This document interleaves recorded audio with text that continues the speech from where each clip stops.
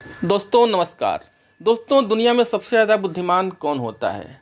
इस संबंध में ज़्यादातर लोग ये कहते हैं कि जो व्यक्ति ज़्यादा पढ़ा लिखा हो, जिसके पास बड़ी बड़ी डिग्रियां हो, वो सबसे ज़्यादा बुद्धिमान होता है।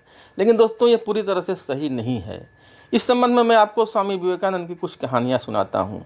एक बार स्वामी विवेकानंद जी अमेरिका गए थे, तो स्वामी जी अमेरिका में भी भारतीय वेशभूषा के अनुसार रहते थे। वे गेरुआ कपड़े पहनते थे, सिर पे पगड़ी बांधते थे। यह देखकर कुछ अंग्रेज लोग स्वामी जी का मजाक उड़ाते थे।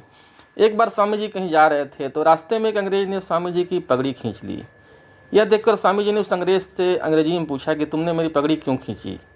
यह सुनकर उस अंग्रेज ने कहा कि आप अंग्रेजी बोलते हैं, आप तो पढ़े लिखे मालूम पड़ते हैं। यह सुनकर स्वामी जी ने कहा कि हाँ, मैं अंग्रेजी बोलता हूँ, मैं पढ़ा लिखा सज्जन व्यक्ति हूँ। यह सुनकर उस अंग्रेज ने कहा कि लेकिन आपके कपड़े से तो नहीं लगता कि आप पढ़े लिखे व्यक्ति हैं, आप सज्जन व्यक्ति हैं। यह सुनकर स्वामी विवेकानंद ने कहा कि तुम्हारे देश में एक दर्जी इंसान को सज्जन बनाता है, जबकि हमारे देश में हमारा काम जो है वो हमें सज्जन बनाता है। यह सुनकर उस अंग्रेज खामोश हो गया। इसी तरह से एक बार स्वामी जी किसी राजा से मिलने गए थे।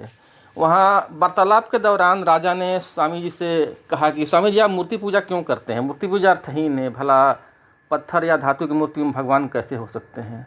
तो स्वामी जी ने राजा को समझाया कि देखो, हम मूर्ति की पूजा नहीं करते हैं, हम मूर्ति को प्रतीक के रूप में मानते हैं, वास्तव में हम भगवान की ही पूजा करते हैं। लेकिन राजा समझने को तैयार नहीं था। तो स्वामी जी ने उस राजा को कुछ दूसरे तरीके से समझाने का निश्चय किया। स्वामी जी ने देखा कि वहाँ पे राजा के पिताजी की एक तस्वीर लगी हुई है। तो स्वामी जी ने राजा के दीवान से कहा कि इस तस्वीर पर थूको। यह देखकर राजा को गुस्सा आ गया। राजा ने कहा कि आप हमारे पिताजी की तस्वीर के ऊपर थूकने के लिए कैसे कह सकते हैं? तो स्वामी जी ने कहा, ये तुम्हारे पिताजी कहाँ हैं? ये तो तस्वीर है, ये तो कागज़ का टुकड़ा है, ये तुम्हारे पिताजी कैसे हो गए? यह सुनकर उस राजा को अपनी गलती का एहसास हुआ और उसने स्वामी जी से क्षमा मांगी। दोस्तों ये सब कुछ ऐसी घटनाएं हैं जो ये बताती हैं कि बुद्धिमान वह व्यक्ति होता है जो हाजिर जवाब होता है, यानी जो अपने जवाब से सामने वालों को बिल्कुल बोलती बंद कर दे और उसके पास कुछ कहने को रह नहीं जाए।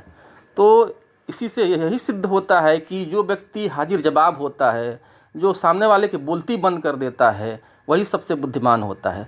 दोस्तों ये था एक वीडियो। आशा है एक वीडियो आपको पसंद आया होगा। अगर आपको वीडियो पसंद आया होगा तो कृपया इसे लाइक शेयर करें और सब्सक्राइब भी करें, ताकि हमें नए वीडियो की जानकारी आपको मिल सके। दोस्तों मिलेंगे फिर एक नए वीडियो में, तब तक के लिए नमस्कार।